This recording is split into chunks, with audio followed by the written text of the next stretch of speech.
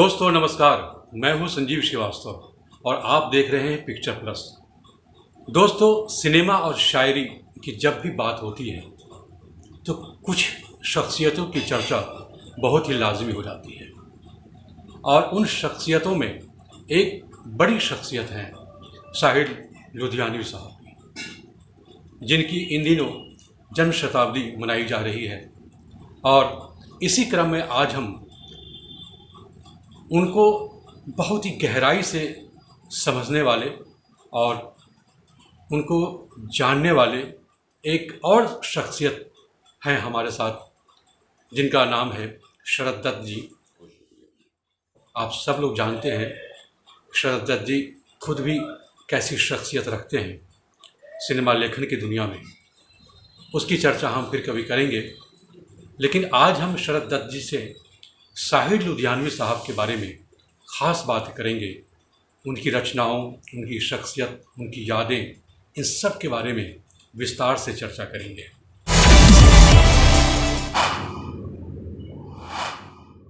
शरद दत्त जी, मेरा आपसे सबसे पहला सवाल यह है कि साहिर साहब से आपकी पहली मुलाकात कब हुई? जब आप उनको याद करते हैं, जब आप उनकी शख्सियत को याद करते हैं, जब आप उनकी रचनाओं को पढ़ते हैं या फिर फिल्मों में जब कभी सुनते हैं, तो किस तरह से आप उनको याद करना चाहते हैं? देखिए, इससे पहले कि हम साहिर साहब के बारे में गुफ्तगू शुरू करें और मैं आपको बताऊं कि मैं उनसे पहली बार कैसे मिला, तो लगभग 10 साल मेरा उनके साथ लंबा साथ रहा और मैं दिल्ली, मुंबई में उनको दूसरी बार मिला।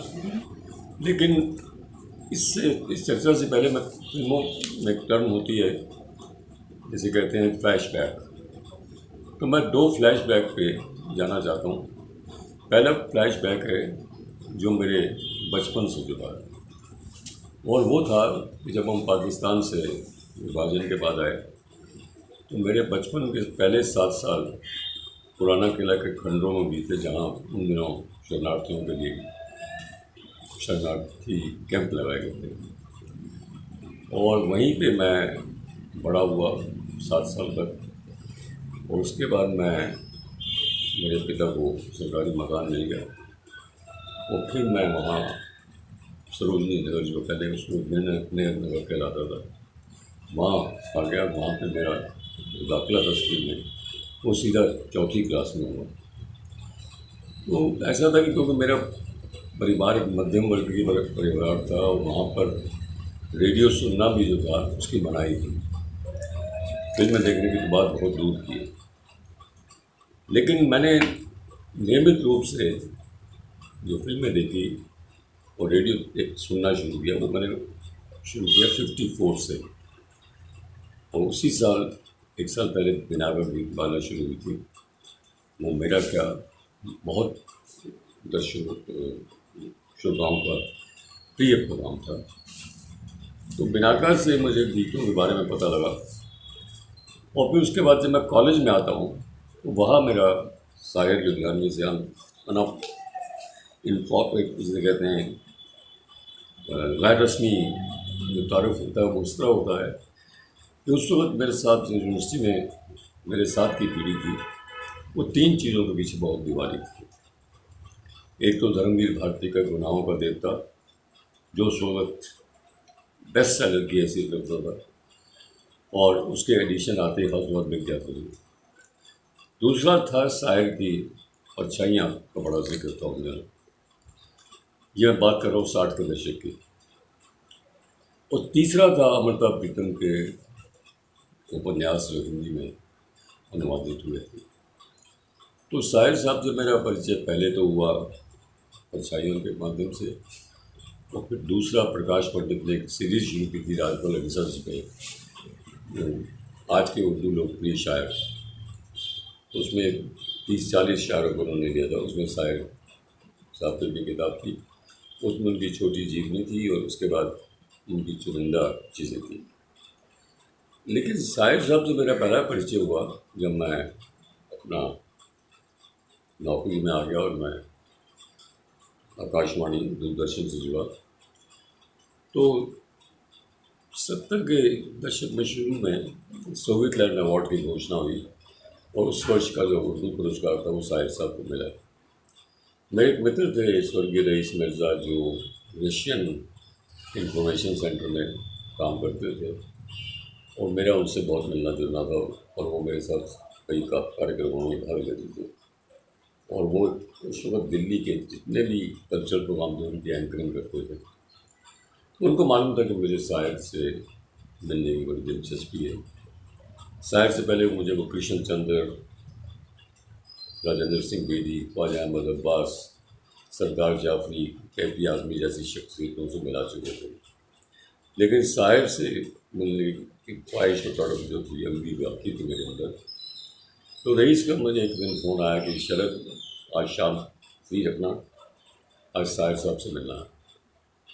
तो मैं उस फंक्शन में गया। मैंने देखा कि शायर साहब को पुरस्कार मिला, और क्योंकि पहले उसको VIP सिक्योरिटी होती थी, तो VIP चले गए जो चीफ गेस्ट थे। तो रईस और शायर साहब मेरे पास आए, दोनों रईस ने कहा कि शायर साहब आपको शाम को इनवाइट करना है जनपदों के लिए। और वो उस वक्त 6:45 का टाइम था, और 7 बजे तक समय तय हुआ। आप यकीन नहीं मानेंगे संजीव, जो 1 घंटा मुझे लगा कि जैसे कट ही नहीं रहा।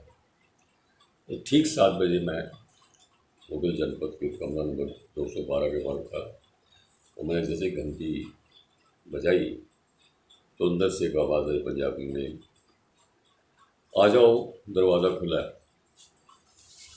मैं अंदर गया तो मैंने देखा कि शायर साहब और रईस मिर्ज़ा तो सोफे पर बैठे हुए हैं, और नीचे कालीन पे प्रकाश पंडित और साबिर दत्त, जिन्होंने साहिब साहब की मौत के बाद एक बहुत शानदार नंबर निकाला था, 650 सबों का, उसका फन और शख्सियत।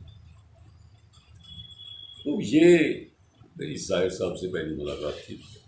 आप बहुत अच्छी यादें सुना रहे थे, या आपको कमरा नंबर तक याद है शाहिर साहब से जब आपकी मुलाकात हुई थी। तो एक जिज्ञासा हमारे मन में भी होती है, और शायद और भी कई लोगों के मन में होगी, कि उस दौर में या फिर उसके आसपास बहुत सारे ऐसे शायर, गीतकार और कवि हुए। मैं नाम किसी का क्या गिनाऊं, क्योंकि हर कलाकार, हर गीतकार, शायर की अपनी अपनी शख्सियत होती है, अपनी अपनी पहचान होती है, किसी से किसी की तुलना हम नहीं कर सकते हैं। लेकिन उन गीतकारों या उन शायरों के मुकाबले और साहिर लुधियानवी में आपने अलग क्या ऐसा पाया जिसके प्रति आप बहुत ज़्यादा आकर्षित हुए थे? मुझे शायर साहब के बारे में जो सबसे दिलचस्प बात लगी ये थी कि शायर एक मुकम्मल शायर और गीतकार थे। जो तो मेरे प्रिय गीतकार शैलेंद्र भी रहे, और लेकिन शायर की जो विविधता थी वो शैलेंद्र में भी नहीं थी। शैलेंद्र की एक आम आदमी की जो छवि थी जिसको उन्होंने अपने गीतों में ढाला, और दोनों बहुत सरल लिखते थे, और बात आपको कहीं ना कहीं दिल से छूती थी। शायर साहब के गीत जो थे आपको दिल और दिमाग दोनों पर असर करते थे। तो एक तो विविधता उनकी जो थी वो मुझे बहुत पसंद आई। दूसरा ये था कि शायर साहब का जो पूरा जीवन था वो बड़ा स्ट्रगलसन था। तो उनकी बहुत से उनके बचपन के जो उनकी अभावग्रस्त दिन थे, उनको शायर साहब ने अपनी शायरी में ढाला। और वो आप अगर उनको पढ़ें और शायर साहब के बारे में जानते हो तो आपको लगेगा कि ये सब उनका जो बचपन था, जो बहुत ही ज़्यादा कश्मकश में गुजरा था, उसकी एक झलक भी आपको मिलती है। तो उन्होंने जो आप तथ्य हैं उनके, वो उनके गीतों में साफ नज़र आते हैं। और उनका एक शेर भी है कि दुनिया ने जो बातों उसमें जो कुछ दिया है मुझे वो लौटा रहा हूँ मैं। तो इसलिए शायर एक बड़ी शायर की हैसियत रखते हैं। और मैं समझता हूँ कि शायर साहब की एक बात और थी कि शायर की शायरी जो है वो इल्मी भी है और फिल्मी भी है। वो एक तरफ बहुत पायदार उर्दू की शायरी है, और दूसरी तरफ उनके जो फिल्मी शायरी है उसकी भी अहमियत कम नहीं है। तो ये एक बहुत ही, उसे आप संयोग कह सकते हैं, या ये कह सकते हैं कि शायर साहब का अंदाज़ था उन्होंने जो भी काम किया बाकमाल किया, लाजवाब किया। जी बहुत ही अच्छा। अभी पहले सवाल के जवाब में आपने जिक्र किया था अमृता प्रीतम जी के बारे में, और जैसा कि हम सभी जानते हैं शाहिद लुधियानवी साहब और अमृता प्रीतम जी का जो रिश्ता था वह एक तरह से कैसा रिश्ता था, वह कैसा संबंध था? क्या आपसे कई बार जो मुलाकातें होती रही है शाहिद साहब की, तो उन्होंने कभी आपसे जिक्र किया कि अमृता जी से उनका किस तरह का संबंध था? क्योंकि अमृता जी कई बार स्वीकार कर चुकी हैं और उन्होंने जग जाहिर किया है कि शाहिद साहब से उनका किस तरह का संबंध था। क्या शाहिद साहब ने कभी इसका कभी स्वीकारोक्ति की है या कभी कुछ ऐसा जग जाहिर करना चाहा है? संजीव, ये बहुत दिलचस्प सवाल आपने किया, क्योंकि जब भी शाहिद अमृता का नाम आता है तो मैं जहाँ तक समझता हूँ कि दोनों एक दूसरे को पूरक थे। और मुझे इत्तेफाक हुआ कि जब अमृता जी को भारतीय ज्ञानपीठ का पुरस्कार मिल रहा था तो उसी शाम एक डॉक्यूमेंट्री अमृता प्रीतम की टेलीकास्ट होनी थी, जो इत्तेफाक से मुझे कहा गया था। मैंने 5 दिन के अंदर डॉक्यूमेंट्री तैयार की। तो उसमें मैं जब उनसे डिस्कस करने गया उसका फॉर्मेट, तो मैंने अमृता जी से कहा कि अमृता जी, मैं एक बात आपसे साफ कह दूँ कि इस डॉक्यूमेंट्री में आप शायर का जिक्र आएगा तो आपको कोई रिजर्वेशन तो नहीं है? तो अमृता जी का जवाब था कि I would love to talk about शायर। तो ये मुझे बहुत मुतासिर किया इस बात में कि अमृता जी को कोई इनिबिशन नहीं था। किस जैसे कि शायर की और जो प्रेमिकाएँ थी, उन्होंने बहुत अपना जो किनारा कशी की और उसको बड़े जो एक्सप्लेनेशन दिए कि नहीं एक तरफा प्यार था, मैं शाहिद साहब की इज्जत करती थी और मैंने कभी ऐसा सोचा भी नहीं था। तो ये अमृता को इस बात का गर्व भी था कि उनके शायर जैसे शायर से रिश्ता रहा उनका। एक छोटा सा वाक़या मैं आपको बताता हूँ। मैं जब भी शायर साहब से शाम को मिलता था तो वो दिल्ली आते थे, तो होटल में हम लोग मिलते थे और शाम को 7 बजे के बाद रसरंजन भी होता था। तो एक दिन मैं बैठा हुआ था तो 6:30 के करीब एक फ़ोन आया शाम को। तो शायर साहब पंजाबी में बात करते थे किसी से, तो उन्होंने कहा कि शरद, तुम ऐसा है कि अब चलो और कल सुबह तुम आ जाओ, हम ब्रेकफास्ट साथ करेंगे। मुझे शायर साहब की बात कुछ अटपटी भी लगी और मुझे उनकी साहब कोई पसंद भी आई। तो मैंने सोचा कि हो सकता है कुछ उनके ऐसे दोस्त आ रहे हो जिनसे मुझे मिलवाना ना चाहते हो, या मैं उस क्राउड में फिट नहीं होता। तो मैं जैसे ही होटल की सीढ़ियाँ नीचे उतर रहा था तो मैं क्या देखता हूँ कि ऊपर सीढ़ियों से अमृता प्रीतम और इमरोज़ जा रहे हैं और इमरोज़ के हाथ में एक बोतल है जिसकी रैप की हुई। तो मैं अगले दिन जब शाहिद साहब से मिला 9:30 बजे, तो मैंने देखा कि उनका कमरा अस्त व्यस्त था और शाहिद साहब चाय पी रहे थे, सिगरेट हमेशा उनके मुंह में लगी रहती थी। तो मैंने उनको ज़रा शरारतन कहा कि शाहिद साहब, कल आपकी शाम की मीटिंग कामयाब हो गई? तो उन्होंने मुझे एक बड़ी दिलचस्प बात बताई। उन्होंने कहा कि देखो यार, अब तुमसे क्या छुपाना, तुम्हारी भाभी आई थी। तो मैं चाहूँगा कि और शाहिद साहब जब बहुत उसमें होते थे, रिलैक्स में होते, तो उन्होंने कई जगह ये कहा और उनके कुछ उसमें भी जिक्र आता है कि आजकल तुम्हारी भाभी आई हुई है, बम्बई आई हुई है। तो ये एक ओपन रिश्ता था जिसमें कोई वो नहीं थी। और मैं समझता हूँ कि शाहिद साहब के मरते दम तक और अमृता के मरते दम तक ये एक अटूट रिश्ता था और बहुत मैं से कह सकता हूँ कि पाकिज़गी भरा रिश्ता था। दोनों शायर थे। और दूसरी बात यह है कि आप देखिए कि शायर के बारे में अमृता कहती हैं, इमरोज़ ने एक दिन उनसे पूछा, अमृता आप एक बात बताओ मुझे कि मुझ में और शायर में क्या फ़र्क है? तो अमृता ने कहा कि देखो इमरोज़, तुम मेरे लिए एक छत हो जबकि शायर मेरे लिए आसमान है। अब कितनी बड़ी बात, ये सिर्फ एक शायर ही कह सकता है, who is in to love with the other person. बहुत ही अच्छी यादें आपने शेयर की है अमृता जी और साहिर साहब के बारे में, और इसी बीच आपने जिक्र किया है इमरोज़ साहब के बारे में भी।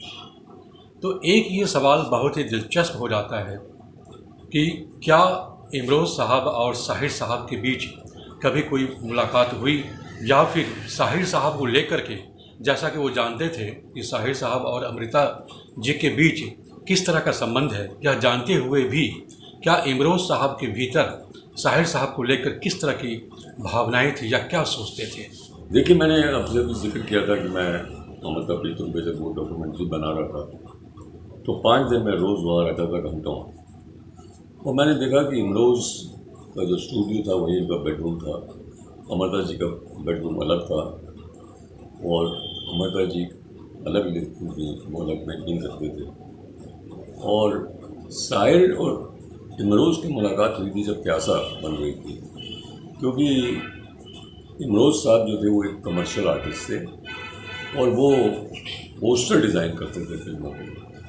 तो प्यासा जो थी वो आपको मालूम है कि साहिर की ज़िंदगी से बहुत मिलती जुलती थी, और जब साहिर गुरुदत्त ने पोस्टर दिखाया तो उन्होंने कहा कि ये इमरोज़ के बनाए हुए हैं। उन्होंने कहा मैं जानता हूँ, क्योंकि इमरोज़ दिल्ली में जो पत्रिका निकलती थी शमा, उसमें जो आती थी कहानियाँ वगैरह, उसके वो लाइन ड्राइंग्स करते थे।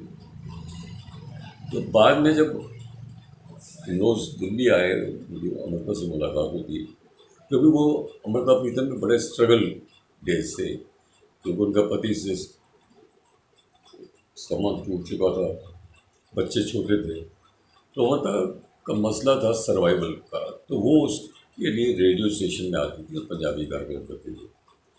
तो इमरोज़ उनको, जैसे कि मैंने सुना है कि पहले साइकिल पिलाते थे, बाद में उन्होंने स्कूटर लिया, वो कोई बस से भी जाते थे आकाशवाणी से। लेकिन अमृता जी को घर मिल गया था हौस खास ग्रीन पार्क पर, तो वो वहाँ का उम्र रही। उनकी डेथ के बाद उनके ग्रैंड चिल्ड्रन ने मकान बेच दिया और ग्रेटर कैलाश में वहाँ शायद फ्लैट्स बन गए हैं, और ग्रेटर कैलाश में उन्होंने 2 फ्लैट ले लिए, एक में रोज़ रहते हैं, एक में उनकी ग्रैंड डॉटर रहती है। तो वो वहाँ पर हम, क्योंकि इमरोज़ ने सारी उम्र फिर अमृता प्रीतम की पेंटिंग्स बनाई, और जो वो पंजाबी की पत्रिका निकालती थी उसकी कवर डिज़ाइनिंग करना, उसकी लाइन ड्राइंग करना, ये इमरोज़ करते थे। अब उसके लिए उनको मुआवजा मिलता था नहीं मिलता था ये मुझे मालूम नहीं, लेकिन वो बहुत ही एक, मैं समझता हूँ कि अपने वक्त से पहले की लिविंग रिलेशनशिप थी, और उसमें किसी ने कोई उंगली नहीं उठाई। और एक मैं वाक़या आपको दिलचस्प वाक़या सुनाना चाहता हूँ कि 1960 के दशक में किताब आई थी साहिर लुधियानवी की, आओ कि कोई ख्वाब बने। तो क्योंकि साहिर लुधियाना से थे, लुधियाना को कहा जाता है कि मैनचेस्टर, इंडिया का मैनचेस्टर है, क्योंकि यहाँ पर हौजरी बड़ी मशहूर है वहाँ की। तो उन्होंने, इमरोज़ साहब ने कमेंट किया कि देखो शरद जी, साहिर लुधियाना का है ना, तो उसने अपनी किताब का टाइटल भी क्या लिखा कि आओ कि कोई ख्वाब बुने। तो इमीडिएटली अमृता जी का रिएक्शन था, Imroz don't cross your limits. उससे मुझे लगा कि शायद अमृता साहिर के बारे में कोई भी ऐसी लूज बात नहीं सुन सकती। अमृता सीखनी थी, और शायद सिगरेट पी के जाते थे, एक दिन जिस दिन सिगरेट बुझी नहीं थी और अमृता प्रीतम ने सिगरेट को जलाया, बाद में वो चेन स्मोकर हो गई। उन्होंने कहा कि जब मैंने उस सिगरेट से पहला कश लिया तो मुझे लगा कि साहिर की सांसें जो हैं मेरे अंदर जा रही। तो इस तरह की उनकी रिलेशनशिप थी। बहुत ही अच्छी यादें आप शेयर कर रहे हैं, बहुत ही अच्छा लग रहा है जान करके। मैं 1-2 सवाल और जोड़ना चाहता हूँ इस बातचीत में। एक सवाल तो यह है कि जैसे अभी आप जिक्र कर रहे थे कि साहिर साहब पंजाब से ताल्लुक़ रखते थे और ख़ास तौर पर लुधियाना से उनका रिश्ता रहा है, लेकिन वो उर्दू में लिखते थे। तो एक सवाल यह बनता है कि पंजाबी होने के बावजूद वह उर्दू में लिखते थे और सिनेमा के लिए भी उन्होंने काफ़ी लिखा था। तो ये जो एक सिनेमा से संबंध है उर्दू और पंजाबी, तो भाषा को लेकर वो क्या कभी कुछ सोचते थे? ऐसा कुछ कभी आपसे जिक्र उन्होंने किया उर्दू भाषा को लेकर के या फिर पंजाबी भाषा को लेकर के? लेकिन आपका सवाल बहुत दिलचस्प है, क्योंकि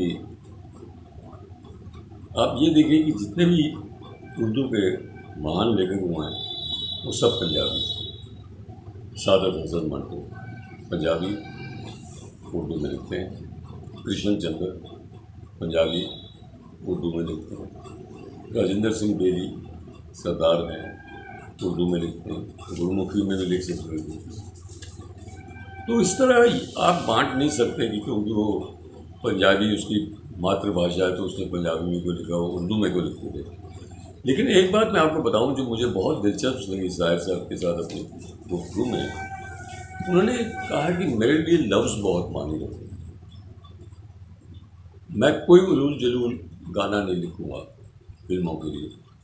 एक आपको उदाहरण देता हूँ कि एक फिल्म आई थी त्रिशूल, यश चोपड़ा की। यश चोपड़ा शायर साहब के बहुत ज़बरदस्त फैन थे और बी आर चोपड़ा और यश चोपड़ा की फिल्मों में शायर साहब ने बहुत अच्छे गीत लिखे थे। तो यश जी ने कहा कि मैं इसमें एक, आपको गाना याद होगा, गापू जी। उन शायर ने कहा ये क्या मतलब क्या तुम्हारा? उन्होंने कहा यार मैंने उन दोनों लवर्स के लिए कोड लैंग्वेज इस्तेमाल किए। तो शायर ने कहा नहीं ये मैं नहीं लिख सकता। फिर इस बात को मैंने ख़याम साहब से कंफर्म किया, जिन्होंने उसने म्यूज़िक किया था। उन्होंने कहा नहीं ये तो बंदी जो है वो यश ने और हम लोगों ने मिलकर बनाई, लेकिन शायर साहब ने बिल्कुल इनकार कर दिया कि मैं नहीं लिखूँगा। और फिर वो गाना शुरू होता। तो उन्होंने ये कहा था कि जिस दिन इंडस्ट्री में और फिल्मी गीतों में बोल मर जाएंगे उस दिन म्यूज़िक नहीं रहेगा, वो शोर हो जाएगा। और मुझे जिस वक्त शायर साहब की डेथ हुई तो मुझे उनके ये शब्द जो थे बार बार ढूंढ रहे थे। और अब आप देखिएगा हाल क्या है, अब जो म्यूज़िक है उसमें कहीं बोल की गुंजाइश ही नहीं है। तो इसलिए वो बहुत पर्टिकुलर थे। और दूसरा एक बात मैं आपसे कहना चाहता हूँ कि शायर जो थे एक अपने आप में पैराडॉक्स थे, उनको समझना मुश्किल था बहुत। और उनकी शख्सियत में विरोधाभास हुआ। लोग कहते थे कि साहब वो घर में बुला के आपको बेइज्जत करते हैं, आपको घर से बाहर निकाल देता वो शख्स। मैंने शायर साहब से बात पूछी तो उन्होंने हंस के कहा कि देखो यार लोगों को होगा तो कहना कुछ ना कुछ कहेंगे, तुम इन चीज़ों को संजीदा मत लिया करो, मैं भी नहीं लेता।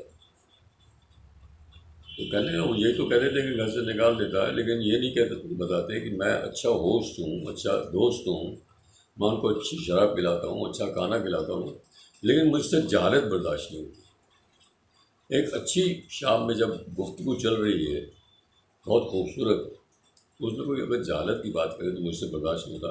फिर मैं उससे कहता हूँ कि वो सामने दरवाज़ा जा सकते हैं। और मज़े की बात ये थी अगले दिन जो जिस आदमी को उन्होंने घर से निकाला था उसी को ढूंढ रहे हैं, उसको ढूंढते हैं, उसको मिलते हैं तो बाहों में भर लेते हैं।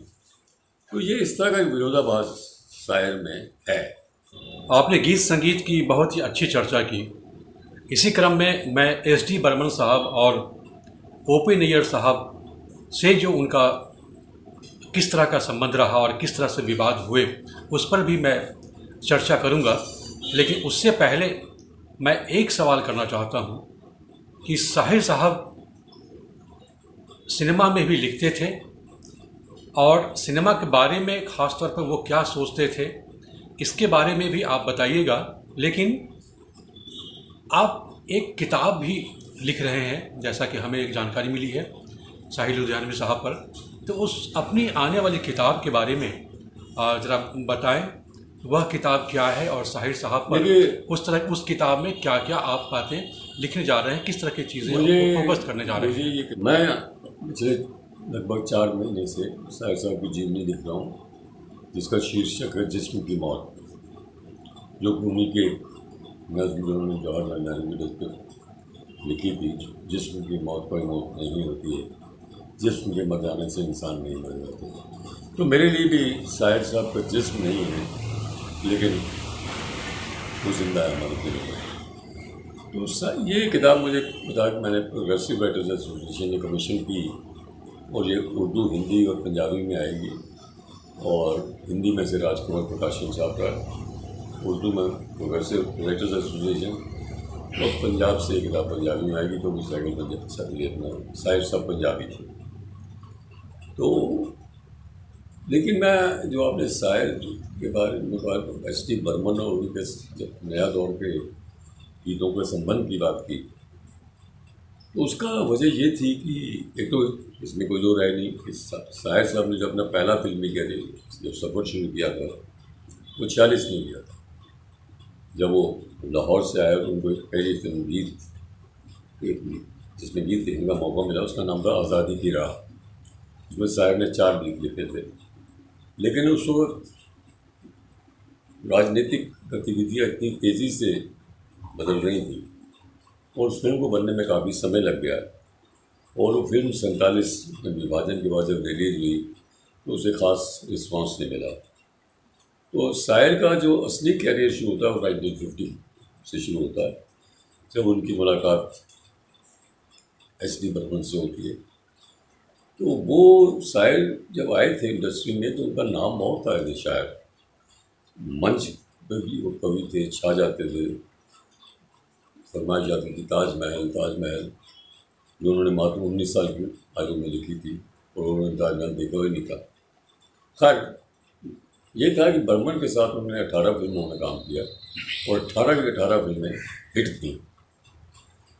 लेकिन प्यासा में जो उनके कुछ डिफरेंसेस हुए, ये सब बातें हैं इस किताब में, वो चैप्टर ही है पूरा एस.डी. बर्मन और शायर। वो जैसे ऐसा उनको सुनने में मिला कि बर्मन जो है वो पार्टीज में शराब पीने पे कहते हैं कि अगर प्यासा में मेरा म्यूज़िक ना होता तो प्यासा प्यासा ना होती। तो जब बात इस शायर साहब को पता लगी तो उन्हें बुरा लगा। उन्होंने कहा कि अगर मेरे गीत ही नहीं होते तो बर्मन क्या कर लेती।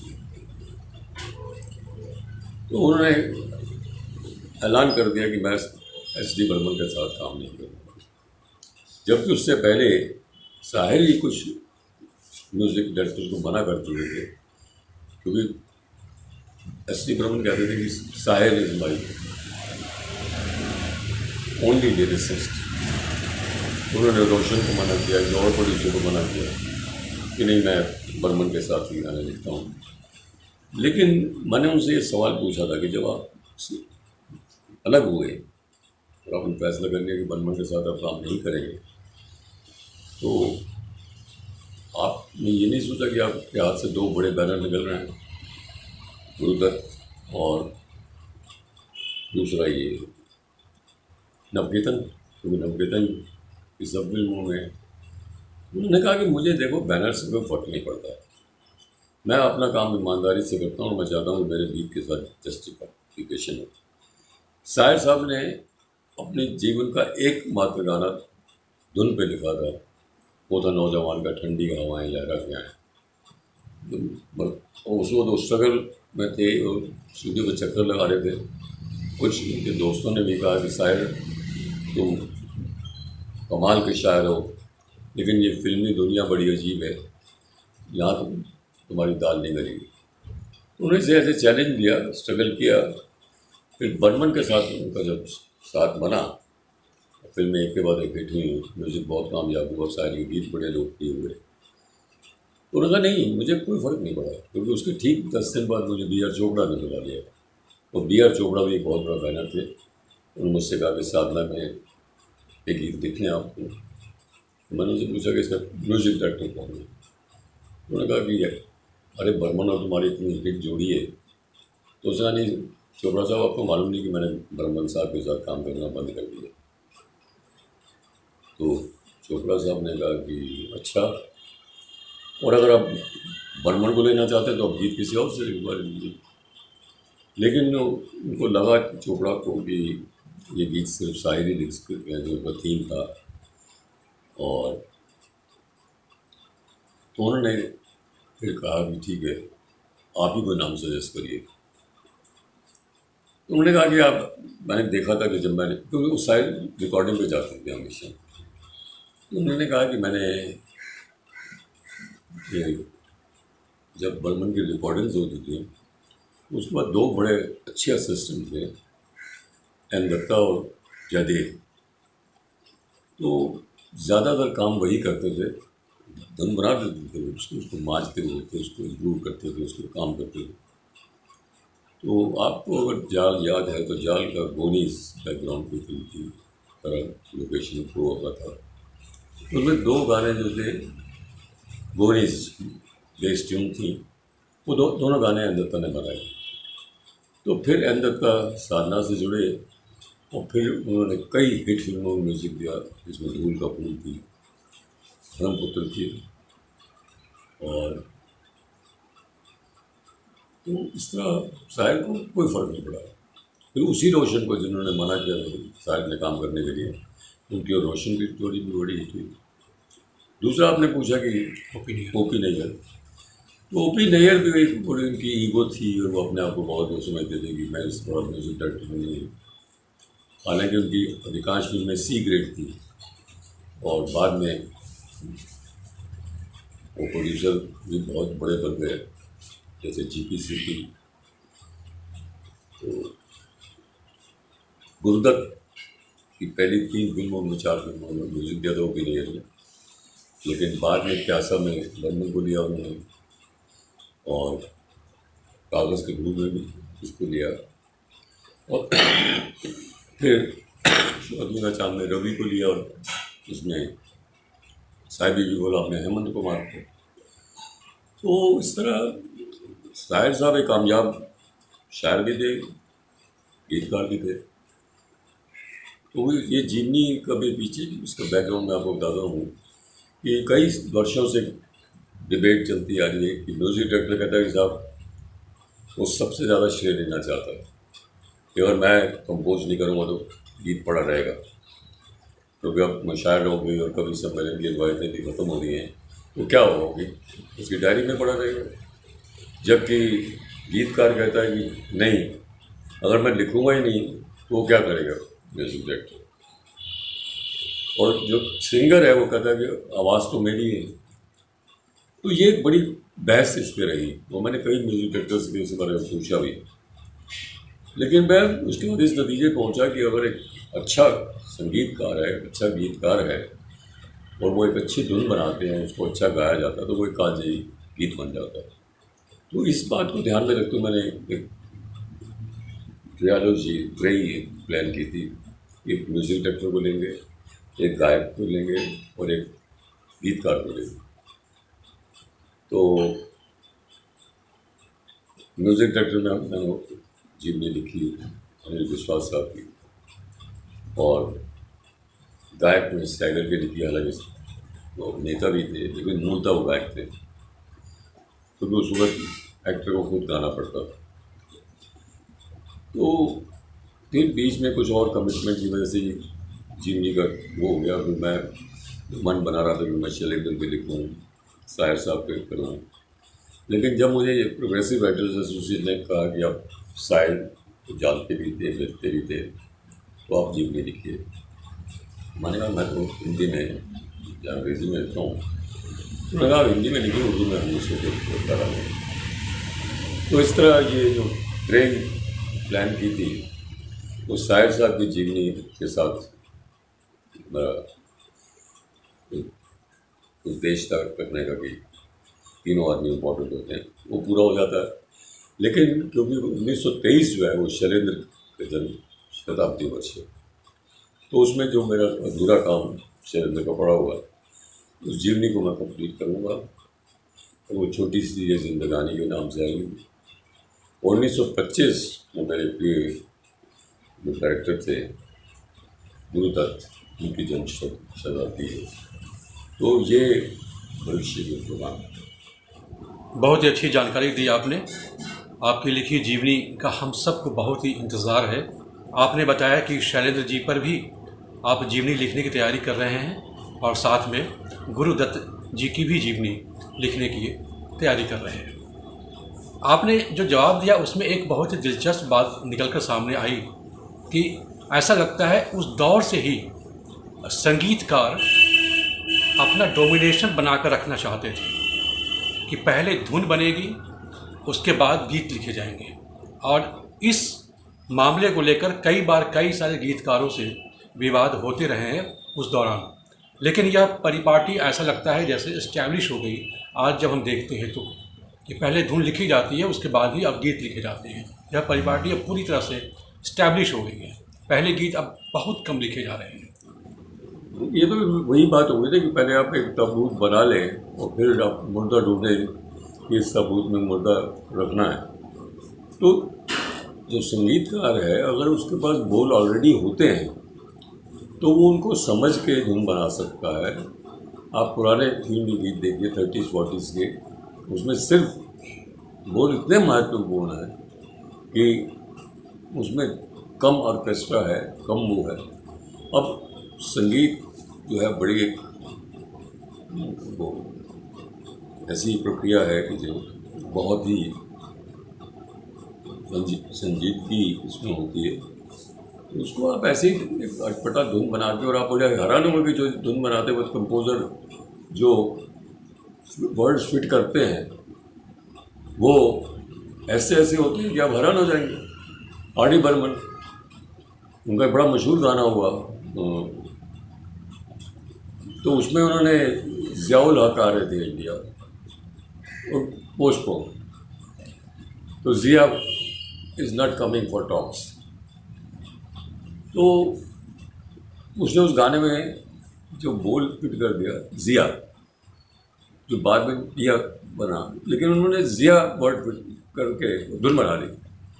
अब गुलशन बाबरा उसमें गीत लिख रहे हैं या गुलजार साहब गीत लिख रहे हैं और वो कहता कि देखो मैं गुलजार साहब धुन बनाई, मुसाफिर हूँ मैं यारो, परिचय का गाना है। वो रात भर गाड़ी चलाता रहा सड़क पे और मुझे धुन सुनाता रहा और सुबह में गीत लिखा, लेकिन शायर ने कभी लिखा ही नहीं। उसने कहा कि आप मुझे इसमें बड़ी दिलचस्प वाक्य मैं सुनाता हूँ जो शायर साहब ने सुनाया था कि एक उनकी बड़ी मशहूर चीज़ थी। शायर के जो कई फिल्मी चीज़ें हैं वो पहले लिखी जा चुकी थी, जो कि तलखियाँ में आ चुकी थी। तो उन्होंने कहा कि ये टी.आर. चोपड़ा ने फिल्म बनाई थी गुमराह, उसमें उनकी बड़ी पुरानी चीज़ थी चलो एक बार फिर से अजनबी बन जाए हम दोनों। तो चोपड़ा साहब ने उनको सिचुएशन समझानी थी कि इस सिचुएशन पे गाना आएगा। तो शायर की वो बहुत इज्जत करते थे और टी.आर. चोपड़ा कहते थे कि मैं शायर साहब ऐसे शायर हैं कि जिनको मैं रिसीव भी करता हूँ, उनको सी आउट भी करके आता हूँ गेट तक। तो उन्होंने कहा कि चोपड़ा साहब आपने सिचुएशन बताने के लिए मुझे बुलाया था। तो उन्होंने कहा कि देखिए यश ने मुझसे कहा कि शायर की तलखियाँ में एक चीज़ है, चलो एक बार फिर से अजनबी बन जाए हम दोनों। तो हमने यूज़ कर ली, रिकॉर्ड भी हो गया, रवि ने रिकॉर्ड भी कर दिया। तो शायर साहब बड़े नाराज़ हुए इस बात को लेकर। उन्होंने कहा कि ये क्या है कि हो सकता है कि मैं इससे बेहतर लिखता है, आपको अगर सिचुएशन बता दें मुझे तो हो सकता है कि मैं इससे बेहतर लिख सकता था, लेकिन आपने मुझे बताया ही नहीं और ये अनएथिकल है कि आपने मुझे कहा भी नहीं कि हम वो यूज़ कर लें। तो सेंसिटिव आदमी थे इसलिए उनको ये बात चुभी और इसी तरह उन्होंने उसको भी यश चोपड़ा से नहीं कहा कि ये क्या है, लेकिन उनसे उनके संबंध खराब नहीं हुए उन दोनों से, क्योंकि वो शायर साहब को समझते थे, उनको मालूम था कि एक आदमी है तो उसकी शर्त है कि मैं धुन पे नहीं लिखूँगा।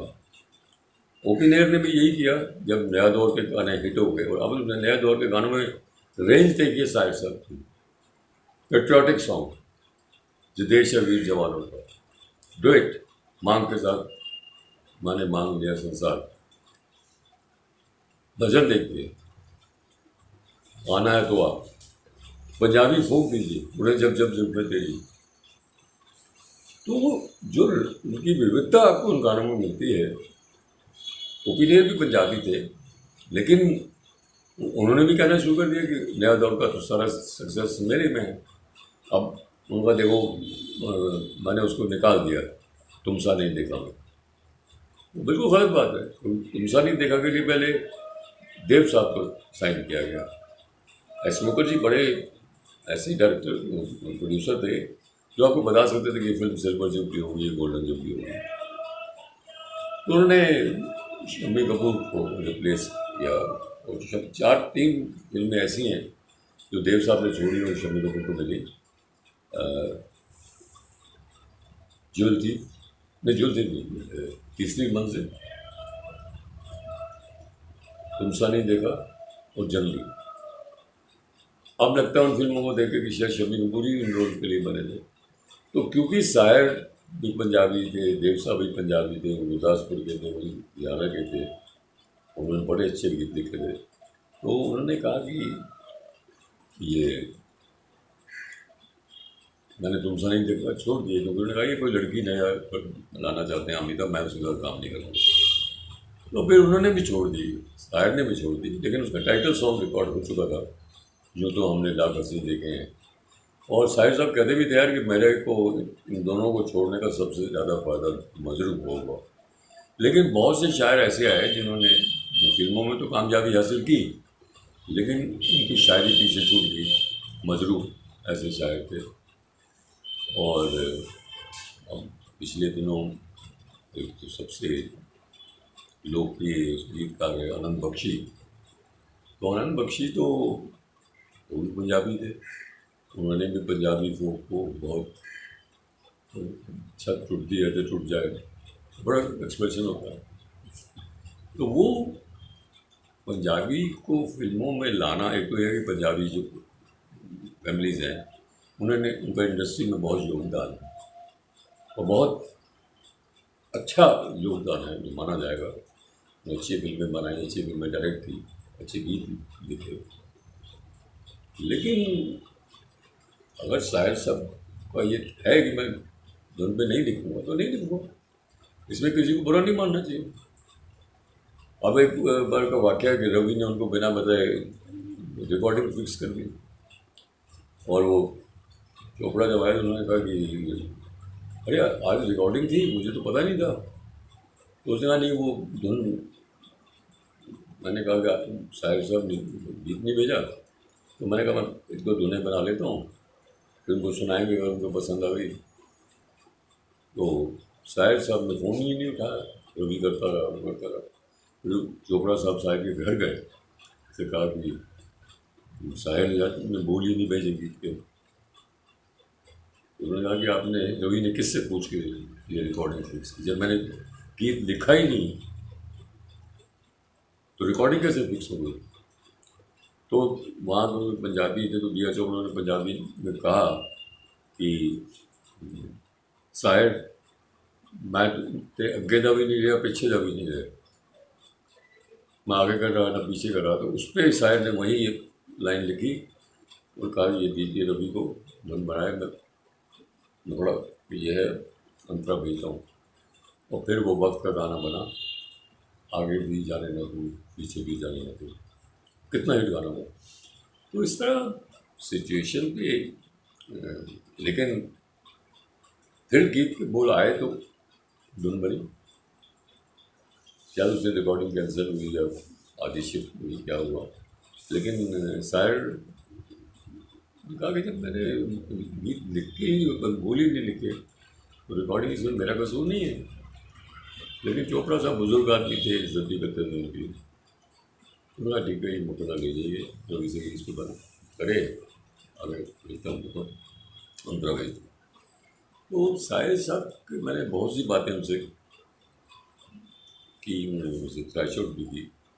मैंने उनसे कहा कि ये कहने को देखो, बर्मन जो था वो बंगाली था, उसको रविंद्र संगीत से वो निकला नहीं, और दूसरा उसको फोक लोक धुनें बड़ी आती थी, तो गज़ल की उनको ज़्यादा वो नहीं थी। मगर मेरी जो पहली इतनी प्रोग्रेसिव गज़ल थी, तकदीर से बिगड़ी हुई तकदीर बना ले, अपने में भरोसा तो इल्ज़ाम लगा ले, तो वो उसमें उन्होंने क्लब नंबर बना दिया। और कहने के मैं नाराज़ हुआ, लेकिन मुझे गीता दत्त ने अलग ले जाके कहा कि ये फिल्म से 3 लोगों का कैरियर बनेगा, गुरुदत्त का, मेरा और आपका, तो अब मेरी खातिर फिल्म से मत जाए मेरी। तो उन्होंने कहा मैंने गीता की बात रख ली। और फिर उन्होंने कहा जाल में भी ये हुआ कि वो जब सुन जा दिल की दास्तां, ये भी सैड वर्जन है, रोमांटिक ऐसा बना दिया बर्मन ने। पहले कभी मुनीम जब जी तक मैं अड़ गया, जब मुनीम जी में आया कि जीवन के सफर में मिलते हैं राही बिछड़ जाने के लिए। अब मुझे कहा जब वो मेल वॉइस में कह रहा है कि जीवन के सफर में राही मिलते हैं बिछुड़ जाने के लिए और दे जाते हैं यादें, अब उस गाने का पिक्चराइजेशन देखिए। देव साहब की अपनी पर्सनल कार है, वो ऐसे गा रहे हैं कि जैसे कोई बहुत बड़ा हैप्पी सॉन्ग गा रहे थे। तो गुरु ने कहा कि मैं अड़ गया। मैंने कहा दादा आप एक धुन और बनाइए सैड। मैंने कहा अनफॉर्चुनेटली वो चला ही नहीं लेता। ने कहा जीवन के सफर में राही मिलते हैं। तो इसलिए शायर एक कामयाब शायर रहे और उतने ही कामयाब वो फिल्मों में भी रहे और उन्होंने बड़ी पाए की शायरी देखी, इसीलिए उनकी अमर है। और जो सर्वेज होते रहते हैं गीतों के बारे में, तो मुझे याद है हम दोनों को जब गाना आया था रोमांटिक, अभी ना जाओ छोड़ के,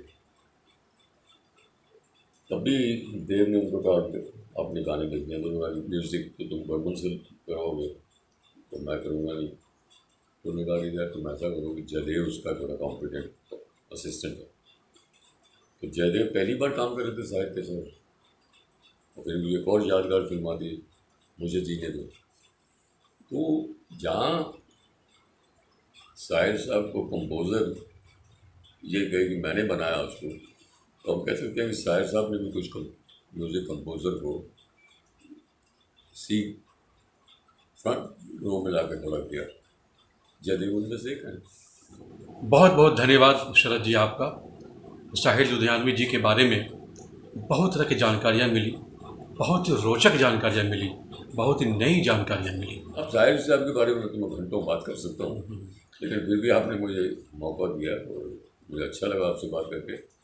और आपके सवाल भी बड़े अच्छे थे। अब ये है कि आपने साहिर साहब की यादें दिला दी, तो फिर कभी बात करेंगे साहिर साहब के बारे में, क्योंकि तो जन्म शती वर्ष है। तो बहुत बहुत शुक्रिया। मुझे लगता है इस वीडियो को जो भी देखेंगे उन्हें साहिर साहब के बारे में बहुत ही अच्छी अच्छी बातें जानने को मिलेंगी। और जैसा कि शरद साहब ने बताया है कि आने वाले दिनों में साहिर लुधियानवी पर उनकी जीवनी प्रकाशित हो रही है, साथ ही शैलेंद्र और गुरुदत्त पर भी उनकी जीवनी आने वाली है जिसकी तैयारी चल रही है। हम सबको उनकी किताबों का इंतज़ार रहेगा, जैसा कि हमेशा से रहा है। उनकी किताबें हम सब ने देखी है, पढ़ी है और सिनेमा पर बहुत सारी जानकारियाँ हमने उनकी किताबों से हासिल की हैं। शरद जी आपका बहुत बहुत धन्यवाद। और इसी के साथ पिक्चर प्लस के डायलॉग प्लस सीरीज़ को हम आज के इस भाग को यहीं पर ख़त्म करते हैं। बातचीत का ये सिलसिला जारी रहेगा। हम फिर किसी नामचीन हस्ती से बातचीत करेंगे किसी ख़ास मुद्दे पर। देखते रहिए पिक्चर प्लस, यानी कि ज़िंदगी का बाइस्कोप। नमस्कार।